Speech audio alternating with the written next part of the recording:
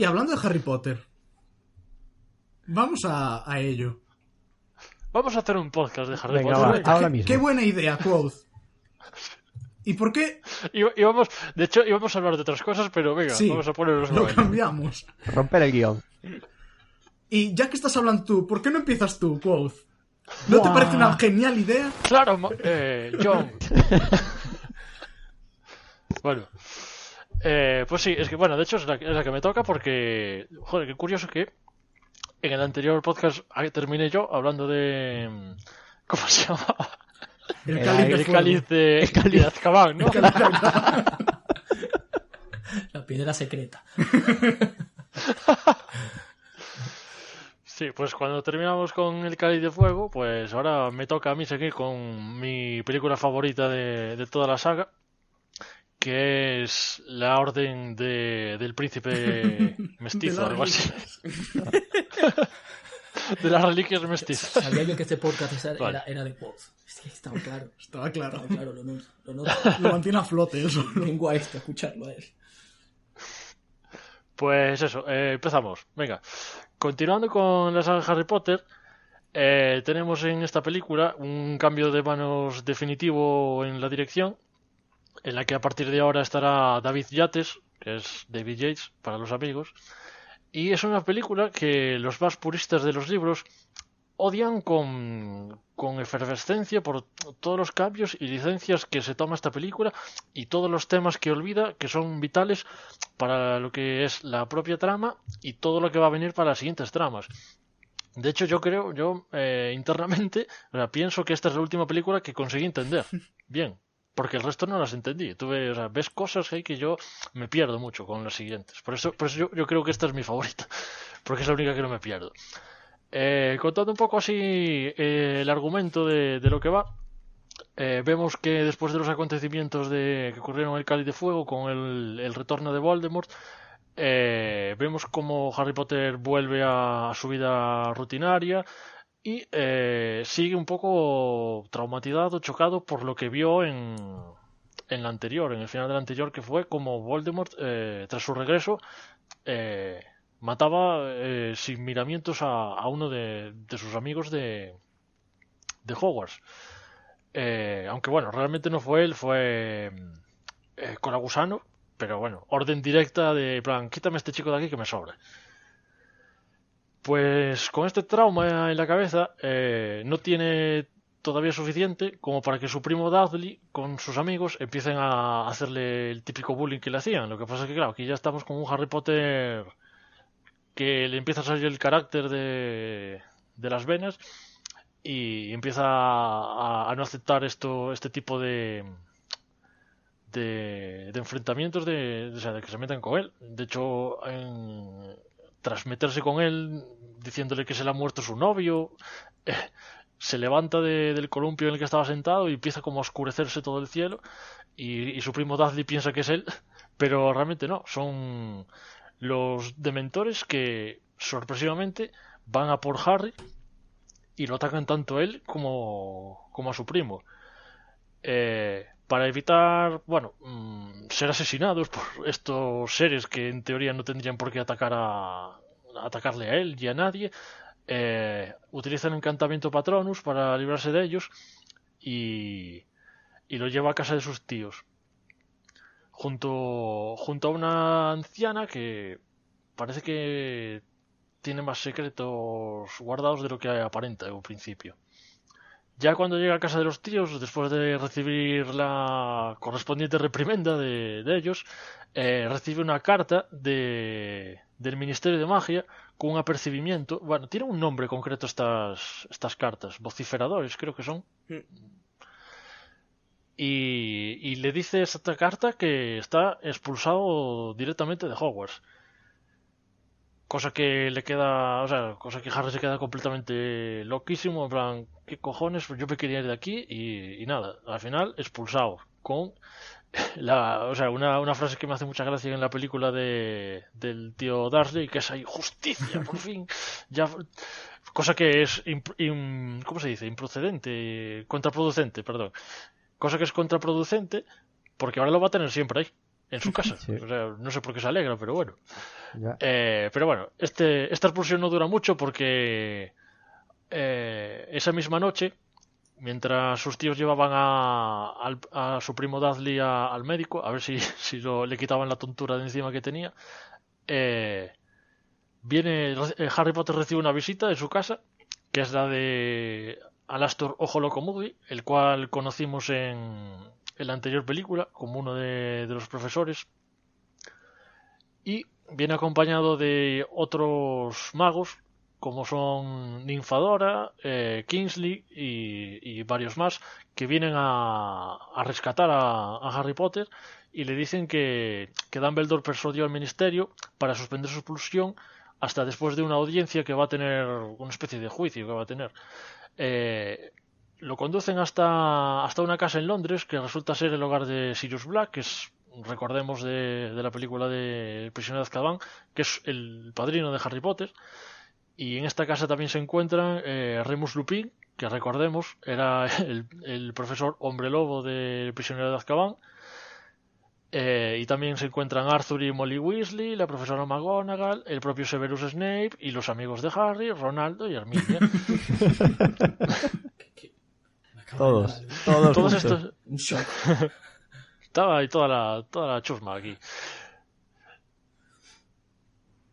Todo este grupo tiene un nombre que son la Orden del Fénix. Es un grupo dedicado a luchar contra Voldemort y sus mortífagos.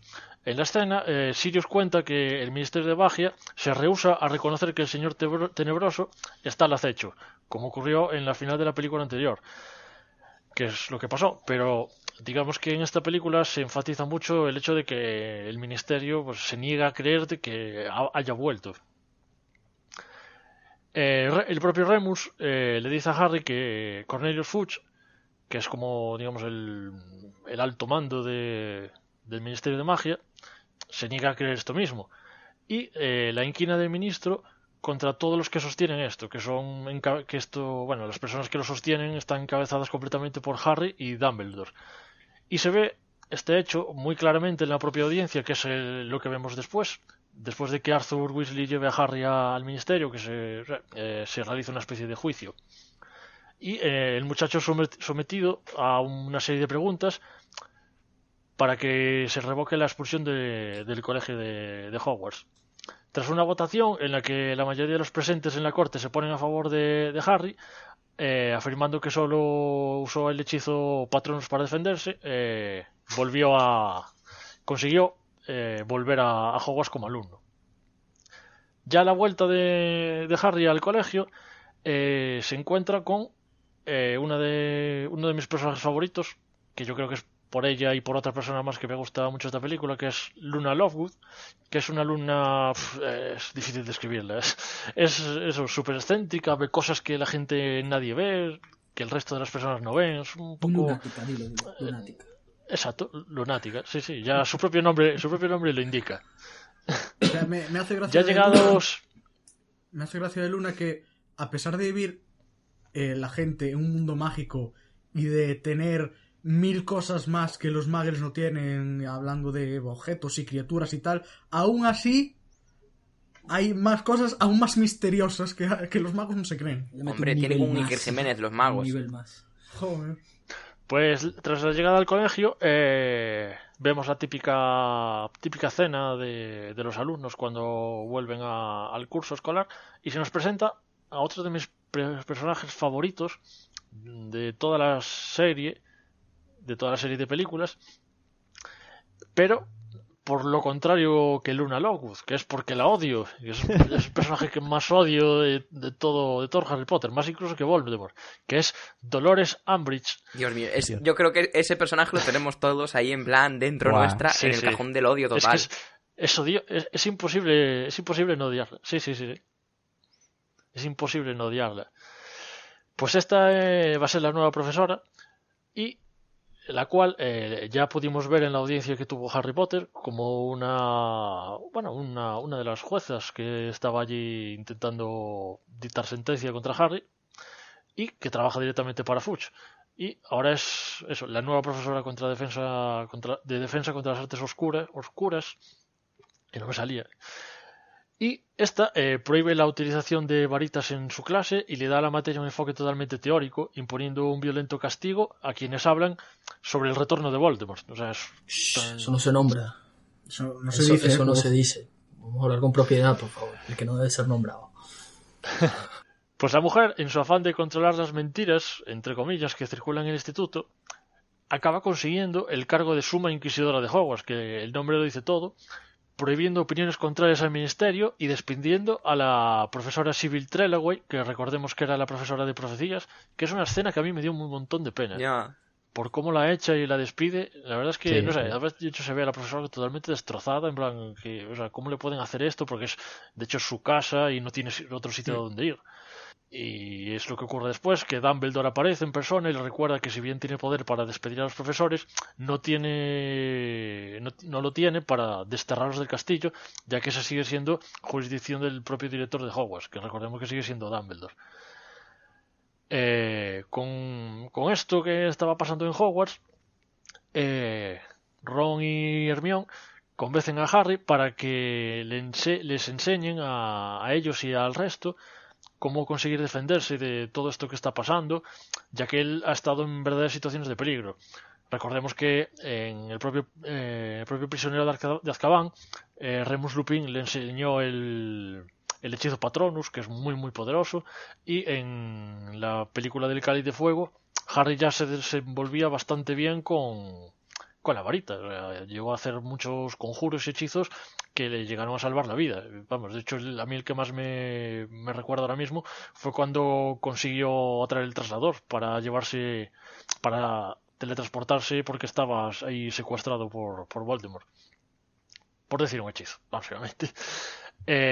Pues eso, Ron, Hermione y Harry, junto a otros alumnos, forman el ejército de Dumbledore, llamado directamente así, usando la sala de los menesteres. ¿Qué es la sala de los menesteres? Es una especie de habitación que aparece cuando tú necesitas que aparezca. ¿O me estoy equivocando, Claudio? Pero cuando lo necesitas de verdad, no solo Claro. no es suficiente No, con claro, necesitarlo. no vale con decir que quiero que aparezca, sino que tienes que verdad. tienes que Tiene que ser sentir algo real, una que necesidad necesitas real. un... Sí. No es para guardar ahí, ¿sabes? El equipaje. Efectivamente. Claro. Y de hecho, esa propia sala se transforma en lo que tú necesitas que haya dentro. Sí. Por eso luego aparecen como muchos muchas herramientas de entrenamiento donde practicar hechizos y demás. Es que estaba hecho, parecía que le habían hecho completamente a las Sí, una especie de necesidades. gimnasio parecía para Exacto. magos. Sí. Pues nada, aquí es donde Harry y el resto de sus amigos empiezan a entrenar. Y por cierto, se me había olvidado mencionar que la llegada de Harry Potter a Hogwarts no fue del todo idílica. Es una cosa que pasa, que se deja ver un poco en la película, pero que si no estoy mal informado, pasa mucho más en el libro, que se enfatiza el odio que le tienen o que no creen a Harry, a muchos de los antiguos compañeros, y como que no lo maltratan, pero lo apartan un poco y no creen que el Señor Oscuro haya vuelto. Nadie se lo cree, porque creen a lo que dice el ministerio y lo que dicen sus propios padres, de algunos que son de familia de magos. De hecho, tiene un enfrentamiento con uno de sus amigos de que le dice: pero mi madre dice que estás loco, que te estás inventando cosas y que fuiste tú el que mató a Cedric Diggory, le llegan a decir. Sí. Entonces ahí se ve un poco aislado. Y ya un poco a estas alturas es donde consigue decirles: mira, esto o nos ponemos aquí por nuestra cuenta o nadie del ministerio nos va a ayudar y esto puede acabar convirtiéndose en la muerte para muchos de nosotros, igual que lo fue para Cedric. Ya cerca de Navidad, Harry tiene un sueño, el cual llevaba teniendo durante la película, y es que en esta película Harry tiene una especie de pesadillas en las que se ve en el cuerpo de otra persona, y básicamente, un poco por resumir ya, es que consigue ver lo que el propio Voldemort ve. Y no solo eso, cosa que tampoco se deja muy claro en la película, pero sí en los libros, y es que su estado anímico es el mismo que el de Voldemort. O Si Voldemort está triste, Harry Potter está triste. Si Voldemort está enfadado, Harry Potter también. Y de hecho, esto que acabo de decir, de que está enfadado, se enfatiza también mucho en los libros porque Harry Potter está cabreado todo el libro. Siente como una necesidad de que parece que, lo que decía al principio, que parece que le empieza a salir el carácter un poco de las venas. Pero bueno, no solo por él, sino porque está sintiendo lo mismo que siente Voldemort. ¿El porqué de esto? Bueno, eso será para otra película, me parece. Sí, pero bueno, siguiendo... algo se deja entrever ahí ya. Que...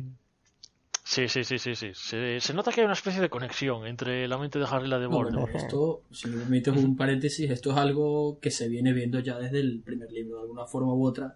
Se sabe la conexión que hay tras el encuentro de la cicatriz. Sí, bueno, sabes que hay una conexión porque es un poco como... Claro. Porque, a ver, ¿qué motivo hay para que Voldemort fuera a matar a un niño? Eso, claro. Sí, eso es que se descubre en esta película. Pero digamos que fue a partir del regreso de Voldemort donde toda esa unión es donde más se maximiza porque es que está vivo y esa conexión ya es real, por decirlo de alguna manera. Volviendo a este sueño que tenía en Navidad, vemos como Harry ve que está él mismo atacando a Arthur Weasley como si fuese una serpiente. Esto empieza a alterar mucho a Harry y se despierta ahí con sudores y tal, y Ron y Hermione lo llevan a ver a Dumbledore, en plan, mira, que este chaval está fatal, este no se aguanta aquí de pie. Le cuenta, droga, amigo. Sí. Y le cuenta a Dumbledore lo que está pasando. Y hace llamar a Snape, en plan, mira, en plan, no podemos esperar más, tal. Y es un momento que también me impactó mucho en la película, que es que, en plan, le dice, en plan, a Harry a Dumbledore, en plan, hazme caso de una puta vez, porque llevaba toda la película esquivándolo. En plan, mira, ¿qué me está pasando? Porque él no sabe y se siente, en plan, que impotente a lo que le está ocurriendo. Y es un poco eso, que está teniendo una conexión mental con Voldemort. Entonces, el motivo por llamar a Snape es porque va a empezar clases de oclumancia. La oclumancia es una rama oscura de la magia que consiste en cerrar la mente contra la legeremancia. ¿Qué es la legeremancia? Pues es la magia que consigue, y aquí creo que voy a necesitar la ayuda de Claudio, que consigue leer las mentes y los sentimientos de la otra persona. Sí, yo creo que más leer es entrar, ¿no? Y actuar en función a... Sí, de hecho eso le dice Snape que podría llegar a controlarlo. Correcto. Depende del nivel de profundidad al que llegue, o lo que permita, como receptor. Pero sí. Tómame, soy todo tuyo. Hay dos magos muy poderosos que son los que son capaces de hacer esto. No sé si sabéis quiénes son. Uno es Voldemort. ¿Voldemort? 1, 2, 3, responde otra vez. Y Harry a Voldemort. Snape. No. Snape porque No vale soplar, no vale soplar. No. De hecho, Snape no puede. Snape solo puede la oclumancia, que es lo contrario. Correcto. La otra persona es Dumbledore. Y hay una tercera persona que es Queenie Goldstein. Sí. Ah, claro. Lo cual deja entrever, ¿Quién esto ya Queenie? lo dejaré para Animales Fantásticos. Animales fantásticos. Ah, coño, Queenie. La de Animales Fantásticos, joder. Oye, por eso yo... Nuestra amiga la rubia. Uf, esto no lo había escuchado. La que le mentes, claro. Lo cual deja entrever el poder que tiene esta maga. Porque si solo puede Dumbledore, Voldemort y ella, joder, pues... Pero una cosa, y aquí es una duda que tengo, sí. porque claro, yo no he visto esta última. Pero sale en la primera. Sí, es la hermana de Tina. Pero queda claro en la Orden del Fénix, aparece la figura de Queenie. De Queenie. No. No. Y si tú una relación, vale. Somos muy Exacto, relacionados. Sí, ya veo. Sí, aquí... Me fui. Aquí atamos cabos que parecemos marineros. Como Sí, sí. estudio. Bueno, Sí, señor. todo está suerte- Sabía conectado. yo que iba a aprender. Y suerte que los cabos que atamos son dentro de la saga de Harry Potter. Va, cuando empecemos a sacar para afuera. Bueno, pues siguiendo con la historia, mientras esto pasa, estas clases de oclumancia, lo cual en la película solo se ve una, Y de hecho en esta podemos ver un poco del pasado de Snape, donde vemos que James Potter, que es el padre de Harry, le hacía bullying al propio Snape, y vemos un poco de su pasado, cosa que se enfatizará en las siguientes películas. Mientras esto pasa, se produce una fuga de Azkaban, una fuga masiva, en donde algunos mortífagos escapan y, por decir algún nombre, uno de estos mortífagos es Bellatrix Lestrange, que va a ser muy importante a partir de ahora en la saga. Joder, sí va a ser Y importante. sí.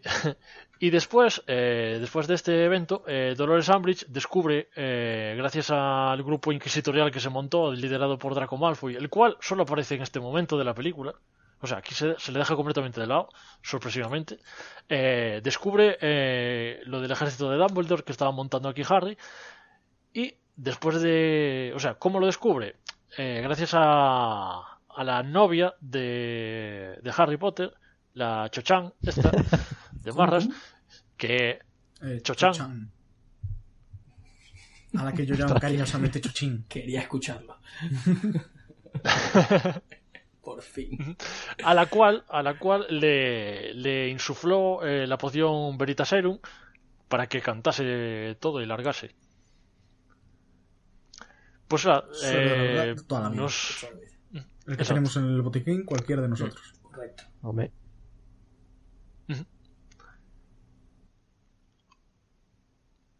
Pues después de esto, el ejército de Dumbledore queda desmontado, con la consiguiente fuga de Dumbledore del colegio en un acto un poco cobarde, me parece a mí, del propio Dumbledore. Hace palmadita y le aparece el Fénix y se va. Y se quedan todos, pero ¿qué cojones pasa aquí? Me llamó mucho la atención porque, o sea, es un poco... No sé. Sí, poco hasta luego, raro Mari eso. Carmen. O sea, Que sí, que fui yo, venga, hasta luego. O sea, solo le faltó tirarse por la ventana. En plan, Bueno, venga, si chao. no se hubiese ido, en lo que contarás luego habría Correcto, cambiado correcto. bastante. Todo tiene su explicación. Está todo Ya. perfectamente estructurado. Y no Sí, tendríamos una saga de 7 películas. Efectivamente. El desenlace.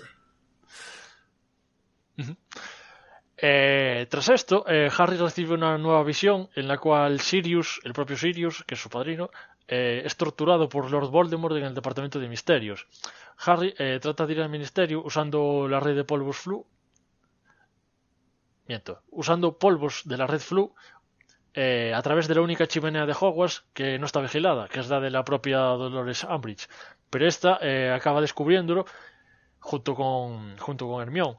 Y la propia Hermione la convence de que hay algo que está pasando en el bosque. Entonces consiguen llevar a Dolores Umbridge al bosque. Creo que le dicen como que está allí Voldemort. que está el arma o algo secreta así, no de recuerdo Dumbledore. bien. Sí, el ¿Hablas arma de ese secreta. bosque prohibido al que van en todas las películas? Igual 2 veces por película, Sí, incluso. Ese bosque prohibido El inmortal al que van siempre. le prohíben ya para que no abusen, ¿sabes? De ir, pero...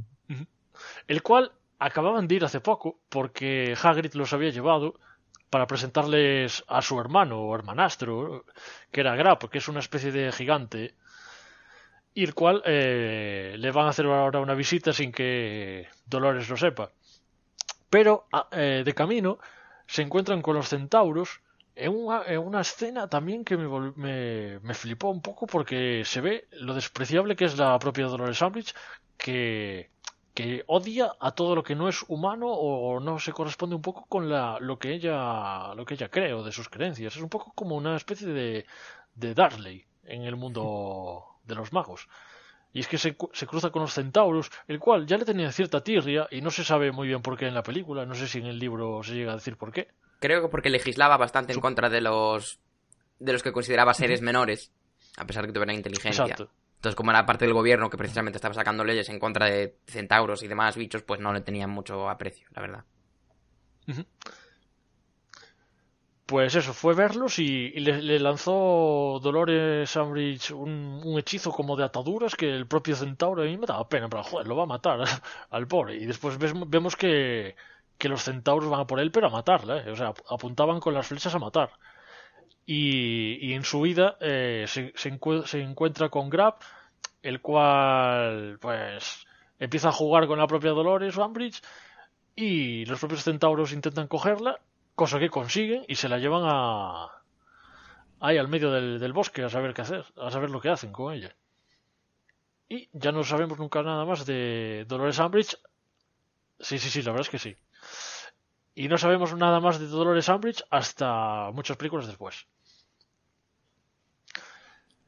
Bueno, pues nos habíamos quedado en que Sirius estaba siendo atacado por Voldemort. Y ahora que ya no tiene ningún bache ni escollo en el camino, pues Harry y el resto de sus amigos, el cual al principio iba a ir él solo, pero el resto de sus amigos dijeron, no, tú tira que nosotros vamos detrás.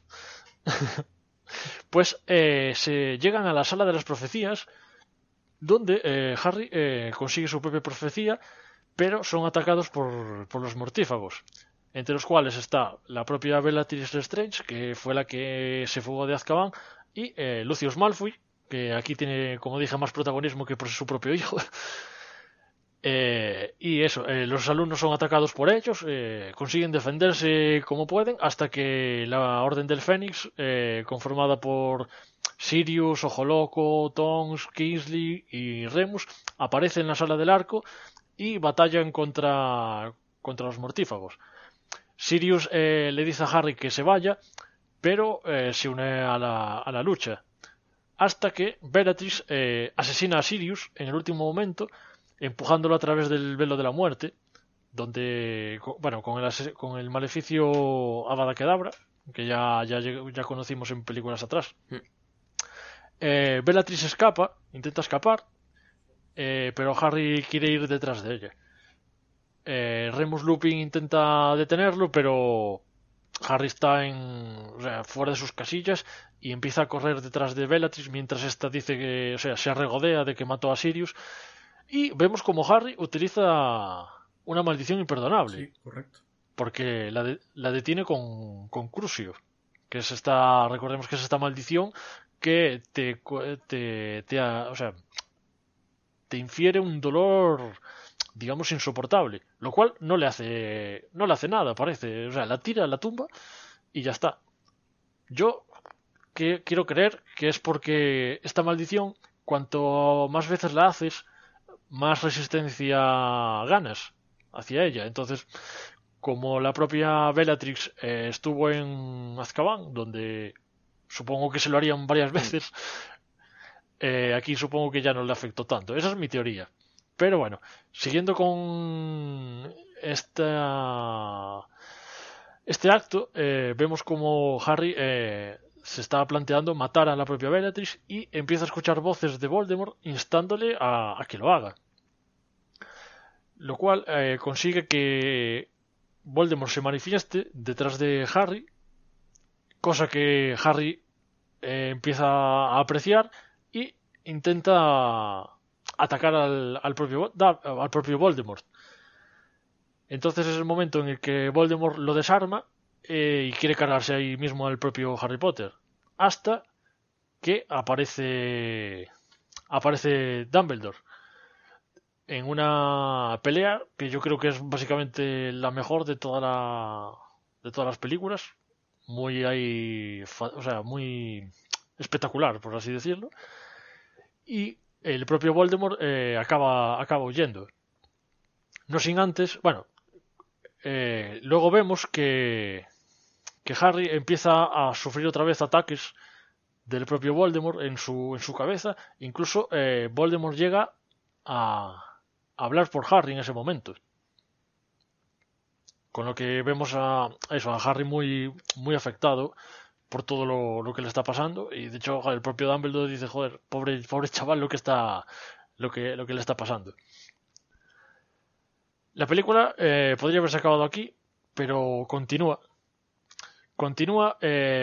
viendo cómo Dumbledore le explica a Harry la conexión entre la profecía guardada en el ministerio y el asesinato de sus padres 16 años atrás. En aquel entonces, un sirviente del Señor Tenebroso escuchó solo la parte inicial de la predicción, la cual anunciaba el nacimiento de un niño capaz de destruir a Voldemort, y por ese motivo Voldemort atacó a la familia de Harry Potter, asesinando al matrimonio. Pero al intentar matar a Harry, el sacrificio de Harry Potter impidió el homicidio del niño y produjo un rebote de la maldición Avada Kedavra, lo que redujo a Voldemort a ser un poco más que un espectro.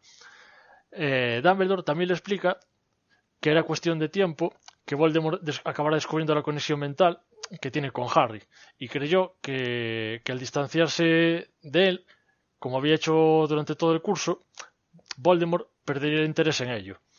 Pero este admite que nuevamente se equivocó y digamos que le pide un poco disculpas. Esto en el libro, digamos que se enfatiza mucho más, porque el propio Harry empieza como a tirarle cosas cosas que tenía por la oficina, y empieza a enfadarse, y el propio Dumbledore le dice: joder, pégame si quieres, porque estás cabreado. Pero esto luego lo vas a ordenar tú, o sea.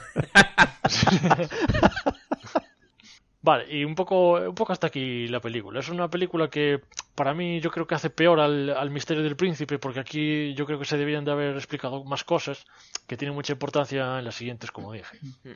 Y por culpa de esto no se acaba de entender. También es una película que enfatiza mucho la división social política en el mundo de los magos, en el sentido de que se empieza a ver un complot y se empiezan a ver sospechas de que algo está pasando en los entresijos del Ministerio de Magia.